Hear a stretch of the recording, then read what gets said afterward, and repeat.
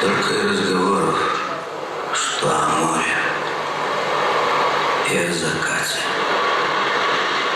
Там говорят о том, как чертовски здорово наблюдать за огромным огненным шаром, как он тает в волнах, и еле видимый свет, словно от свечи, горит где-то в глубине.